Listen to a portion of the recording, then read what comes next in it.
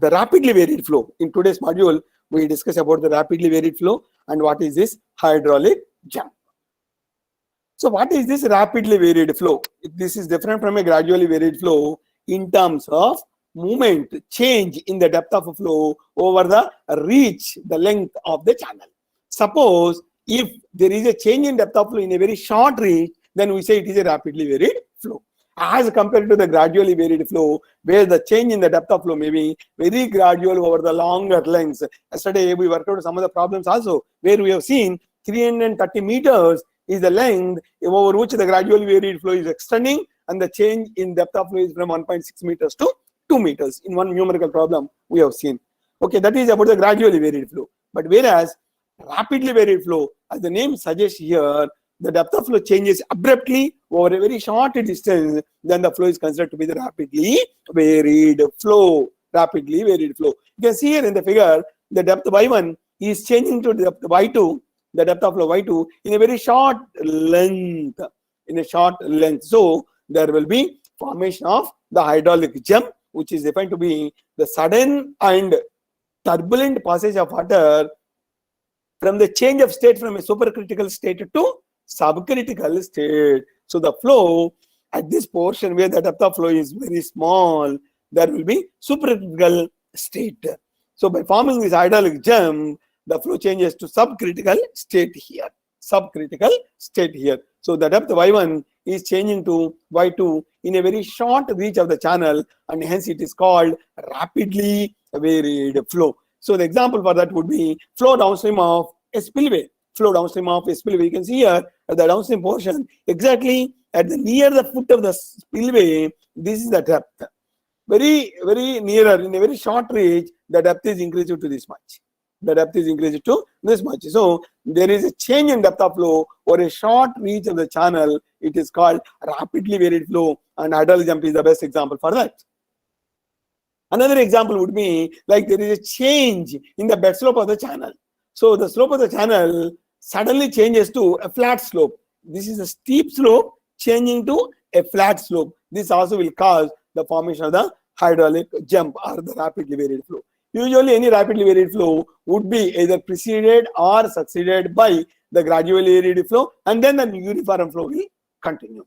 And then the uniform flow will continue. Depending on the relative positions of this hydraulic jump, either the gradually varied flow may form first, followed by rapidly varied flow, or the gradually varied flow forms later than the rapidly varied flow. Okay.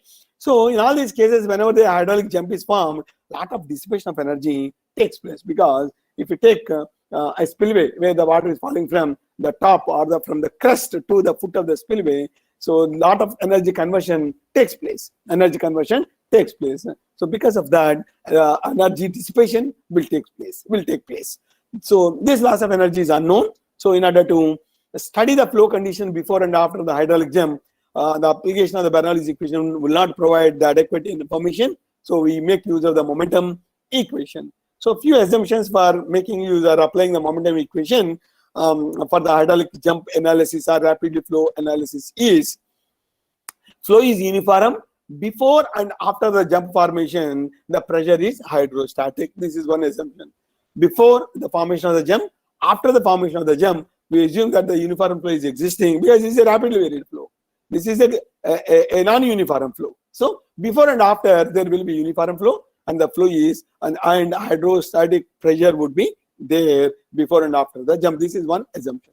The length of the jump is so small so that the losses due to friction on the channel floor may be small and hence neglected. Because the hydraulic jump is forming in a very short reach of the channel, length is very small. Since the length is very small, within the control volume, the frictional resistance that is offered may be less. So the force due to friction, the resistance due to friction may be neglected. Third is the channel floor is horizontal, or the slope is so gentle that the weight component of the water mass comprising the jump may be neglected. This is another assumption, because you are taking a very gentle slope or almost horizontal, the component of the weight which is occurring along the flow direction may be neglected. In other words, the frictional resistance and this would be acting in the two opposite directions, and hence may be neglected. Hence may be neglected. So consider two sections, say section 1, section 2, just before the formation of the hydraulic jump, rapidly varied flow, and just after the formation of the hydraulic jump, section 1, section 2. Let y1 and y2 be the velocities, v1 and v2 be y1 and y2 are the depths of flows, v1 and v2 are the velocities before and after the jump formation. Then a1, v1, z1 bar, cross-sectional area, velocity of flow, average or mean velocity of flow, and the depth of the centroid of the area below the free surface. What is z1 bar? Z1 bar is the depth of centroid measured from the free surface at section 1. Similarly, Z2 bar is the depth measured from the free surface up to the centroid at section 2. So you have A1, V1, Z1 bar at section 1, A2, V2, Z2 bar at section 2. So in between these two forces, originally there should be four forces that may be occurring. Hydrostatic pressure force acting at section 1, hydrostatic pressure force acting at section 2. In addition, two more forces. One is the weight component along the flow direction and the frictional resistance opposing. These two, since they are very small, are neglected, and both are acting in the opposite direction, are neglected. So you have only two forces. Applying the momentum equation, the net or resultant force acting would be equal to mass rate into change of velocity. So P2 minus P1 must be equal to mass rate rho Q into V1 minus V2, change of velocity. So what is P1 and P2 hydrostatic pressure forces? So gamma A2 Z2 bar minus gamma A1 Z1 bar would be equal to rho gamma by G into Q into velocity V1 at section 1, Q by A1. Similarly, velocity V2 at section 2, Q by A2.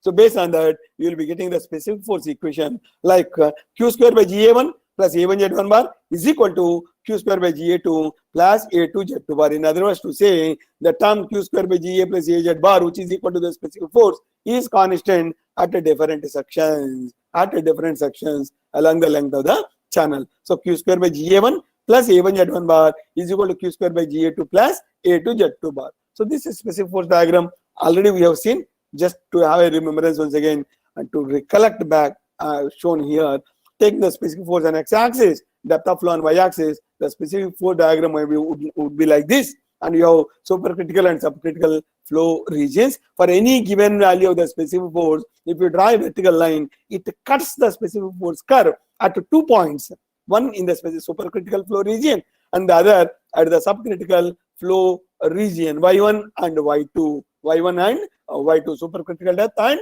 subcritical depth. Together they are called conjugate depths. These two together are called conjugate depths.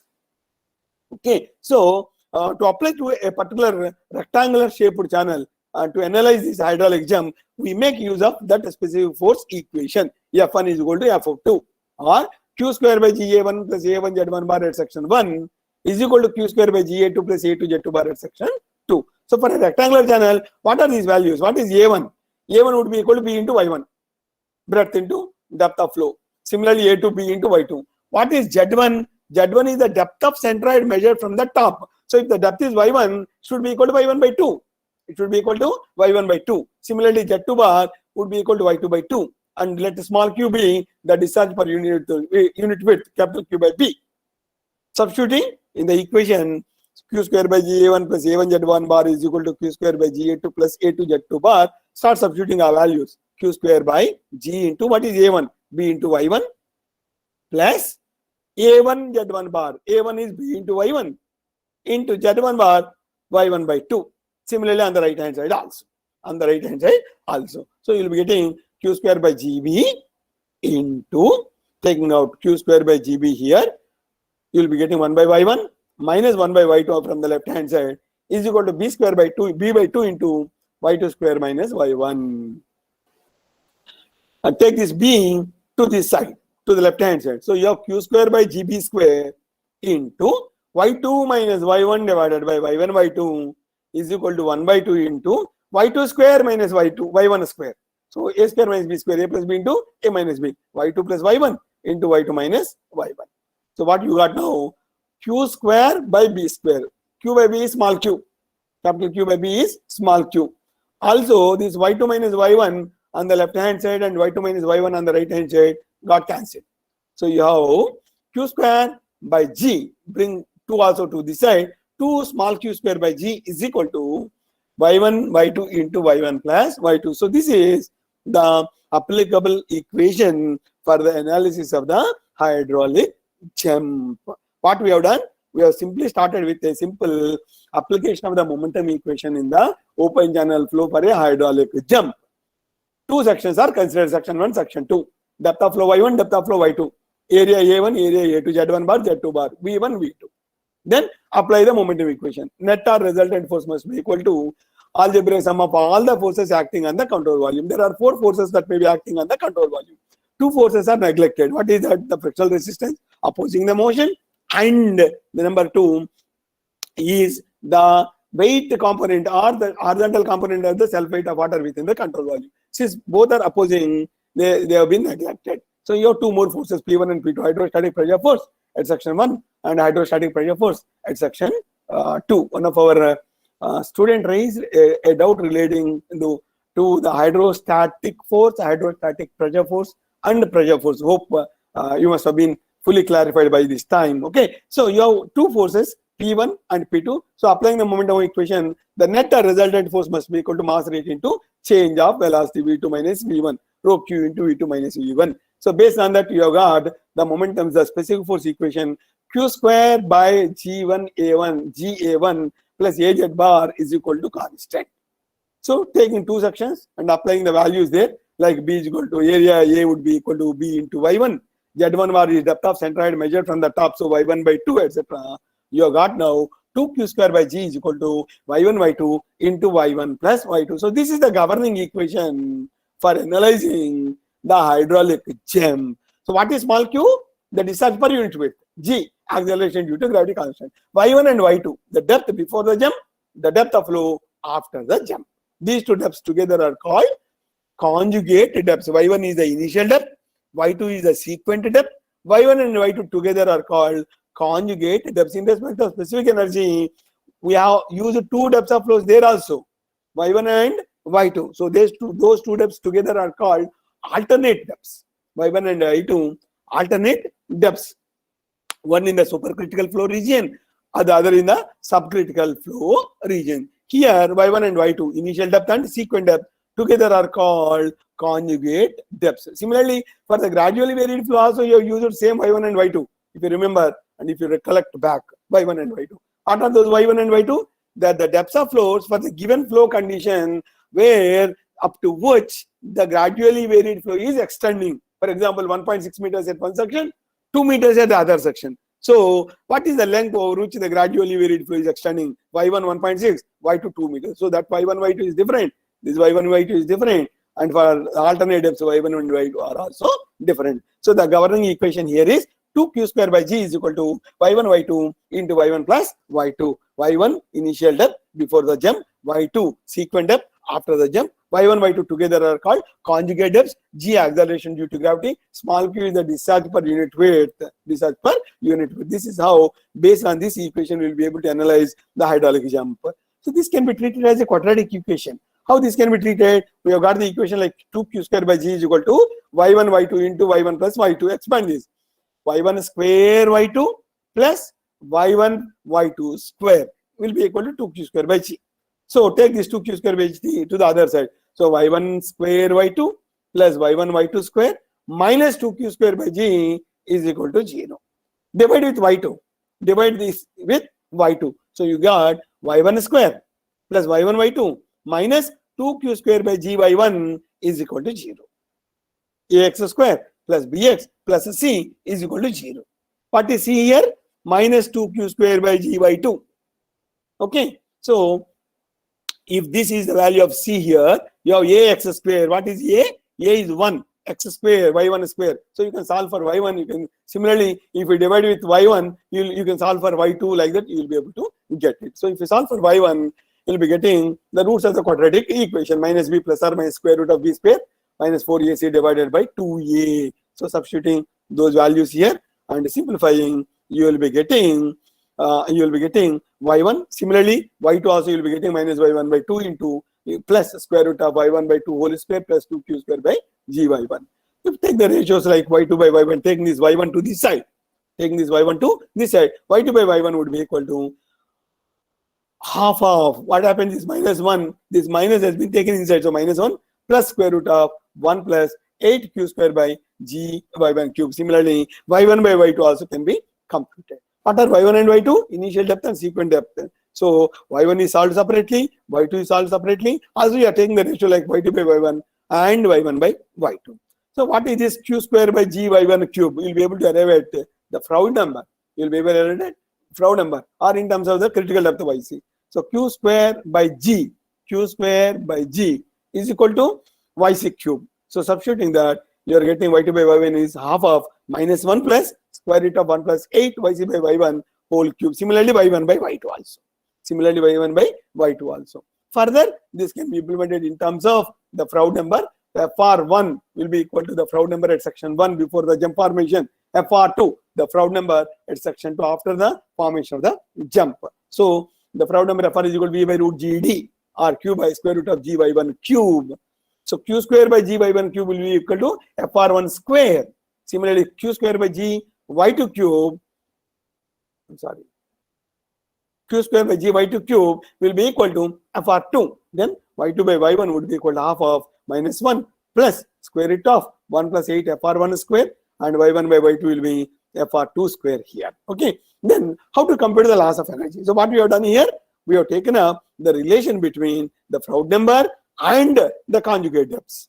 The Froude number and conjugate depths. In the earlier case, the critical depth and the conjugate depths. Relation between critical depth and conjugate depths. In the previous slide, the discharge and the conjugate depths. y1, y2 and the discharge q. One relation. y1, y2 and the critical depth of yc. Another relation. y1, y2 and the Froude number. Another relation. Okay. So this is how the hydraulic jump in a rectangular channel has been analyzed. To compute the loss of energy, what is this loss of energy? It is a change of energy between the two sections. So you have section 1, the specific energy y1 plus v1 square by 2g. You have section 2, the specific energy y2 plus v2 square by 2g. So the difference of these two will be the loss of energy delta E. So delta E, the total energy dissipated between the two sections because of the formation of this hydraulic jump would be equal to y1 plus v1 square by 2g at section 1 minus y2 plus v2 square by 2g at section 2. So this can be further be simplified like y1 plus, what is v1? Q by a1. So v1 square, q square by a1 square. Here also q square by a2 square. So q square by b square is small q. So q square by 2g into 1 by y2 square minus 1 by y1 square minus 1 by y2 square minus y2 minus y1. So this can further be simplified by substituting q square by g. Q square by g will be equal to 2q square by g is equal to y1 y2 into y1 plus y2, the governing equation. So q square by g is half of y1 y2 into y1 plus y2. So substituting that and simplifying, you will be getting only in terms of the two values y1 and y2, and the loss of energy would be equal to y2 minus y1 whole cube by 4 y1 into y2. y2 minus y1 whole cube by 4 y1 y2. So from these derivations, we have found that we make use of the momentum equation for finding the loss of energy and analyzing the hydraulic jump. Considering the control volume between the two sections, one before the jump and the other after the jump, we found the relation between the conjugate depths y1 and y2 as 2q square by g is equal to y1 y2 into y1 plus y2. This is the governing equation. Treating this as a quadratic equation, we can establish the relation between the conjugate depths y1 and y2 and the discharge small q. Also, we can establish the relation between the conjugate depths of y1 and y2 with the Froude number Fr and the critical depth of yc. Okay, then the loss of energy between the two sections, that means energy that is lost due to the formation of the hydraulic jump, would be equal to y2 minus y1 whole cube by 4 y1 y2. I repeat and reiterate once again that y1 and y2 are the conjugate depths. y1 is the initial depth before the formation of the hydraulic jump. y2 is the sequent depth after the formation of the hydraulic jump. y and y2 together are called the conjugate depths. Making use of these values of y1 and y2 with q, we can establish or we can analyze the hydraulic jump in rectangular channels. Okay, we work out some of the problems.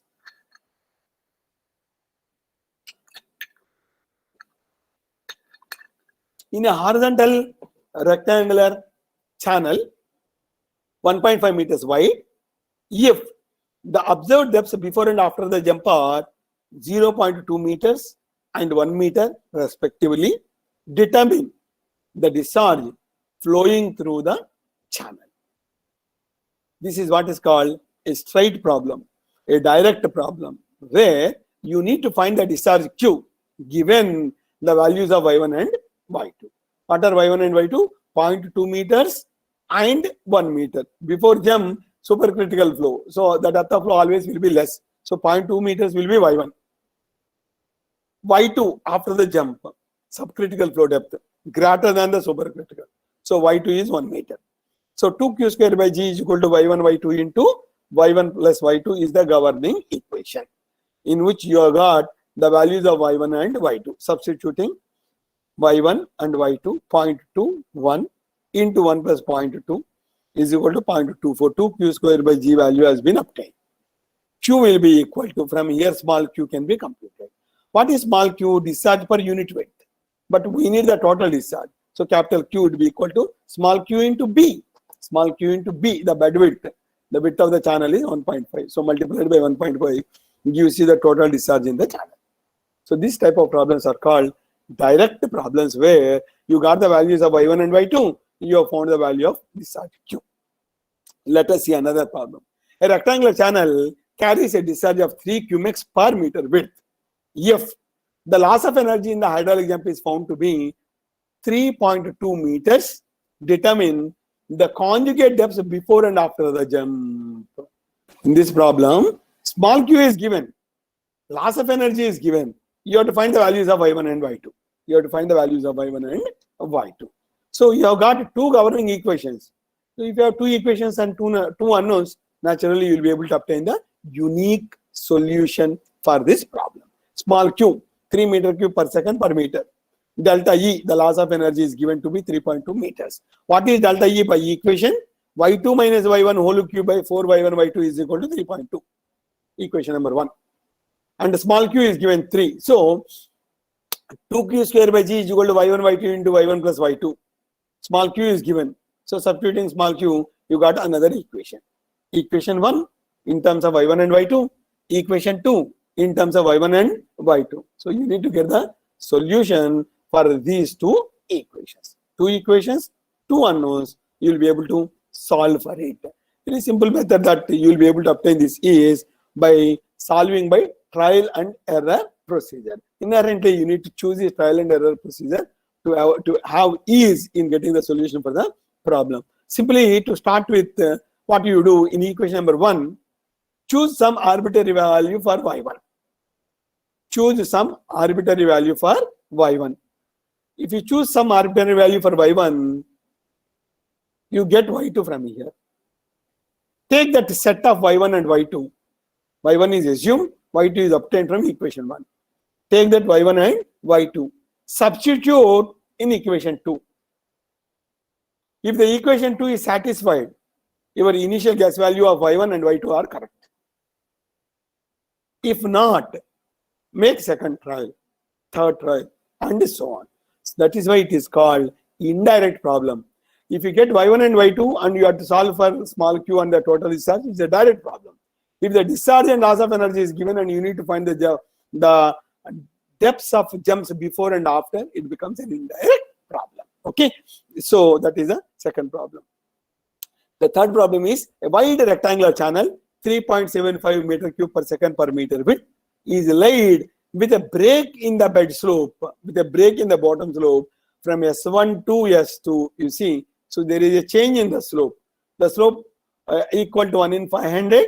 Determine the location of the jump if the slope is 1 in 100.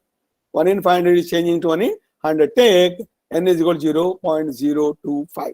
The discharge Q is given 3.75 cumex per meter. S1 and S2 are given. So from the figure, you may observe that the slope is changing from 1 in 100 to 1 in 500, and you need to draw the critical depth line, normal depth line, and then location of the jump is to be identified. So closely observe this problem. yc q square by g whole to the power 1/3. We have been using all the known equations only. Critical depth yc q square by g whole to the power 1/3, 1.13 meters. The velocity v, Manning's formula, 1 by n r power 2/3 s power half. Assume wide rectangular channel. So you got, the moment you say wide rectangular channel, r will be equal to y. So yn to the power 2 by 3 into s 1 by 500 to the power half. So you get the value of yn being equal to 1.56 meters. You got the critical depth of yc 1.13 and 1.56 is the normal depth. So in the first reach, you have q is equal to b into yn, or capital Q is equal to b into y, area into velocity. You got 3.75 into 1 by n, r power 2/3 s power half into yn. Substituting it, you get a value of 0.96 meters in the first reach. So in the first reach, you got the value of yn to be equal to 0.96 meters, yc 1.13 meters. So yn is becoming less than yc. Steep slope channel.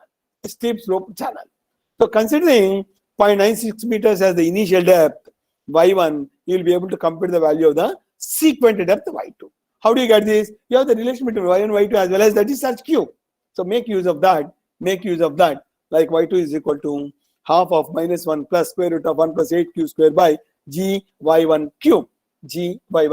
So substituting that, you got a value of 1.314 meters, which means that the hydraulic jump occurs from a value of 0.96 meters to 1.314 meters, and the remaining portion to reach 1.56 meters, there will be gradually varied flow. You can observe here one very important point, that hydraulic jump is a rapidly varied flow which is associated with gradually varied flow to reach the uniform flow. So in the total reaches, you have initial reach of rapidly varied flow changing from 0.96 meters to 1.314 meters. From 1.314 meters to 1.56 meters, you have the gradually varied flow, then uniform flow is there. So it is a combination of RVF, GVF and UF also would be there. To find the length of the jump, LJ, we come back once again, it is about 5 to 7 times the difference in the depths of flows. So accordingly, you will be able to get the length of the hydraulic jump or length of the rapidly varied flow. To get the length of the gradually varied flow, you have the simple equation, E1 minus E2 divided by S0 minus S of bar. What is this equation? This is the equation belonging to the gradually varied flow using the direct step method. So the total length will be length of the gradually rapidly varied flow plus the length of the gradually varied flow. Okay, so fourth problem.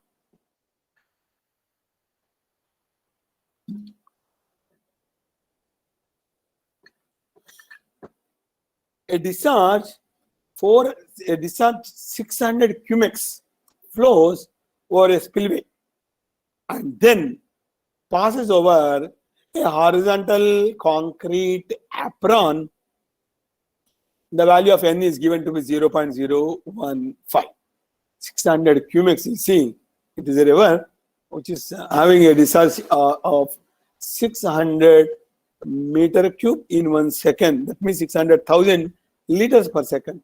The velocity of water at the bed of at the bottom of the spillway is 10 meters per second. The width of the apron is 40 meters. A hydraulic jump is forming on the apron due to tailwater depth of 4.5 meters in the channel. Tailwater depth is given to be 4.5 meters. A small mistake. Tailwater depth.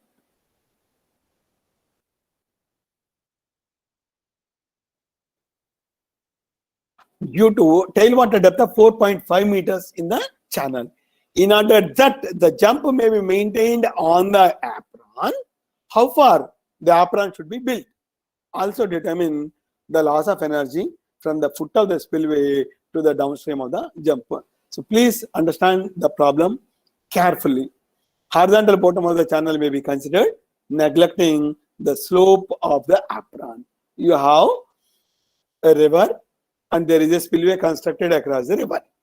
The spillway is discharging 600 cumex over it.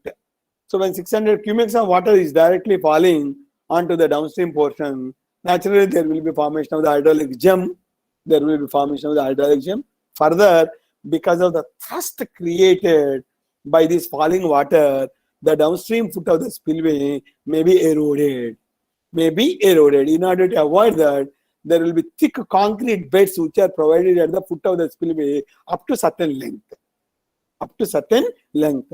These thick concrete beds are called aprons. These are called aprons. What is this apron? Apron is a thick concrete bed which is provided at the foot of the spillway up to certain portion towards the downstream direction. Thereby the downstream portion of the spillway would be intact. It will be safe from the falling water to avoid any of the covering. Okay. So up to what length it should be provided? This is the question. The question is, in order that the jump may be maintained on the apron, how far the apron should be built? What should be the length of the apron? The length of the apron must be equal to the length of the rapidly plus gradually varied flows. Rapidly varied flow length, gradually varied flow length. If you add both, it should be equal to the total length of the apron. Velocity of water at the foot of the spillway is given. Width of the apron is given. Hydraulic jump is forming on the apron due to a tail water depth of 4.5 meters. Jump is forming and there is a tail water depth of 4.5 meters. And you need to find where this hydraulic jump is forming, where this gradually varied flow is forming, what is the length of the gradually varied flow, what is the length of the rapidly varied flow. Sum of these two would be equal to the length of the apron. Also determine the loss of energy from the foot of the spillway to the downstream of the jump. So you need to find the total loss of energy. Total loss of energy would be equal to the loss of energy that is occurring in the rapidly varied flow or hydraulic jump plus the loss of energy occurring in the gradually varied flow. So we need to have total 4 points in this. One is that what is the loss of energy in gradually varied flow portion? It is a difference of specific energies. Similarly, what is the loss of energy in rapidly varied flow portion? What is the length up to which the gradually varied flow is extending? What is the length up to which the rapidly varied flow is extending?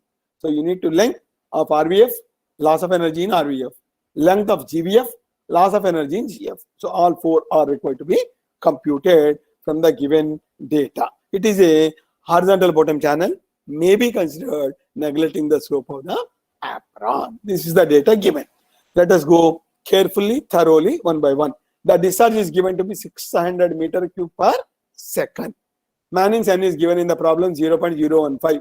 The velocity at the foot of the spillway and the apron is 10 meters per second, where the apron width is 40 meters. So B is given to be 40 meters, velocity V 10 meters per second. So small q will be capital Q by B, 600 divided by 40, 15 meter cube per second per meter. Compute the critical depth YC, Q square by G whole to the power 1 by 3. It is not 1.3, 1 by 3. So you have 15 square divided by 9.81 whole to the power 1 by 3, 2.84 meters. The critical depth is 2.84 meters YC. Then the depth of flow in the downstream of the spillway, small q is equal to V into Y, or capital Q is equal to B into Y into V, both mean the same. Okay, so Y1 would be equal to Q by V, 15 divided by 10, 1.5 meters. Here is the point. At the downstream portion of the spillway, there is a depth of 1.5 meters. And by the time it is reaching to the uniform flow, you have 4.5 meters, which is given in the problem. You have 1.5 meter to 4.5 meters. There will be formation of the rapidly varied flow and the gradually varied flow. The question is, which forms first? Whether from a depth of 1.5 meters, whether the hydraulic jump is forming first, followed by gradually varied flow and reaching a uniform depth of 4.5 meters, or the gradually varied flow is starting first from a depth of 1.5 meters, followed by rapidly varied flow, reaching to 4.45 meters. You need to find this.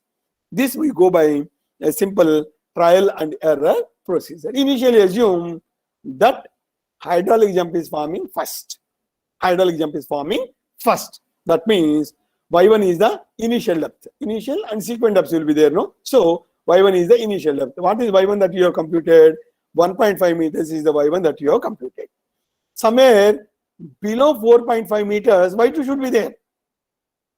Then hydraulic jump will be forming up to that depth. So taking initial depth y1 as 1.5 meters, compute y2. You know the relation between y1 and y2 if small q is known. So y2 will be equal to y1 by 2 into minus 1 plus square root of 1 plus 8q square by g y1 cube. Substitute all the values here. You got the value of y2 to be equal to 4.83 meters. But the final depth that is available is only 4.5 meters. So 4.83 is non-existent. It cannot exist. That means what you have taken the initial assumption that the initial depth being equal to y1 as 1.5 meters is not correct. With y1 1.5 meters, hydraulic jump cannot form. If the jump were to form, the sequent depth should have been equal to 4.83 meters, which is more than 4.5 meters, which is not existing. So y1 1.5 meters is not correct. In other words, to say hydraulic jump cannot form directly with the initial depth of 1.5 meters. With the initial depth of 1.5 meters, that means at the foot of the spillway with 1.5 meters, the rapidly varied flow is not occurring. Instead, what is happening? From 1.5 meters up to certain depth, we'll compute now. Up to certain depth, there is a gradually varied flow followed by the rapidly varied flow to reach 4.5 meters of the uniform flow depth. So what we have to do now? Since our first assumption failed by considering 1.5 meters as the initial depth of the hydraulic jump, try to take 4.5 meters as the final depth. The second case, the reverse case. 4.5 meters as the sequent depth. Find out where is the corresponding initial depth. So based on this, there is no jump forming with y1 is equal to 4.5 meters. Hence, take y2, the sequent depth, as 4.5 meters. Compute the value of y1. Once again, same equation. y1 will be equal to y2 by 2 minus 1 plus square root of 1 plus 8q square by g y2 cube. So substitute all the values. Find what is the value of y1. y1 is now 1.66 meters greater than 4.5. Look back to the figure. So from the 4.5 meters with the sequent depth up to a depth of 1.66 meters, there will be formation of hydraulic jump. So y1 is 1.66 meters initial depth, y2 4.5 meters the sequent depth. Hydraulic jump is forming there. So what is happening between 1.5 to 1.66 meters? This is the gradually varied flow. So at the foot of the spillway, from y1 1.5 meters to y2 1.66 meters, gradually varied flow forms. From y1 1.66 meters to y2 4.5 meters, rapidly varied flow forms. Look at this section 1.66 meters. This section 1.66 meters is the interface between the gradually varied flow on the left hand side to the rapidly varied flow towards the downstream portion. So when you are computing the gradually varied flow profile, what is the value of y1? 1.5 meters. What is the value of y2? 1.66 meters. When you are computing rapidly varied flow, this y2 1.66 meters becomes y1 here. So the initial depth of y1 1.66, sequent depth of y2 4.5 meters. So this is how you need to be little careful and cautious while using y1 and y2. y1 1.5, y2 1.66 for GVF. y1 1.66, y2 4.5 for RVF. Accordingly, you need to compute the length of this GVF curve, the length of the RVF curve. Loss of energy in the GVF curve, loss of energy in the RVF. So these 4 points are to be mathematically computed. Once this concept is understood, then the remaining things are very, very clear. So what we have done now, we have concluded that there will be formation of the hydraulic jump from a depth of 1.66 meters to 4.5 meters. There will be formation of hydraulic jump from 1.66 meters to 4.5 meters. Gradually varied flow is extending from 1.66 meters towards the upstream portion up to a depth of 1.5 meters. Up to a depth of 1.5 meters. Okay. So, since it is a horizontal slope channel, you have got H3 curve that is existing. H3 curve. So, normal depth, you have computed it as 4.5 meters, which is given, and critical depth has become 2.84. So, the given depth of flows are 1.5, 1.66, which are less than the value of the critical depth.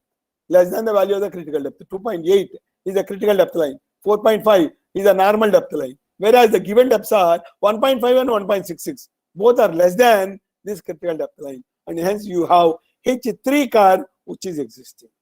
H3 curve which is existing. So how to compute the length of this H3 curve? Dx is equal to delta E by S0 minus SF bar from length 1.5 to 1.66 meters. So compute delta E, E1 minus E2 like E1, Y1 plus V1 square by 2G.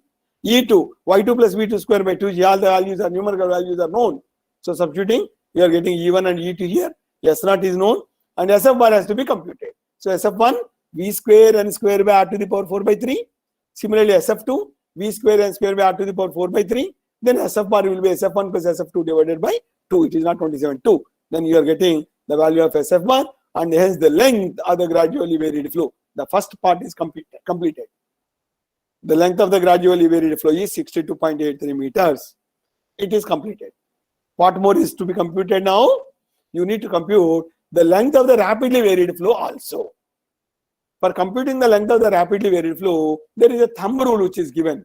The thumb rule says that it is 5 to 7 times the difference in depths of flows. 5 to 7 times the difference in depths of flows. So, on an average, if you take 6 times the change in the depth of flow, Y2 minus Y1.